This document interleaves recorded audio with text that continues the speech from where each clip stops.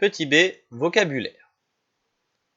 Ici en rose, le centre d'un cercle est le point équidistant de tous les points qui constituent ce cercle. Donc c'est-à-dire que le centre du cercle se trouve à égale distance de tous les points qui constituent ce cercle. Le point O est donc le centre du cercle C. Ensuite, ici en orange, nous avons un rayon. Un rayon d'un cercle est un segment ayant pour extrémité le centre et un point de ce cercle. Le segment OA est un rayon du cercle C.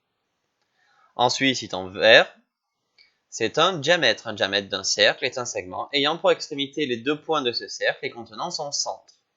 Le segment EF est un diamètre du cercle C. On sait qu'un rayon est 2 fois plus petit qu'un diamètre et que le point O est au milieu, le centre du cercle, donc le point O ici, se trouve au milieu du diamètre. Donc nous avons que OE est égal à OF égale à OA, et ces distances, ce sont le rayon du cercle. D'accord? Le rayon est une distance, un rayon est un segment. Ensuite, ici en bleu, nous avons une corde. Une corde d'un cercle est un segment ayant pour extrémité deux points de ce cercle. Le segment MN est une corde du cercle C.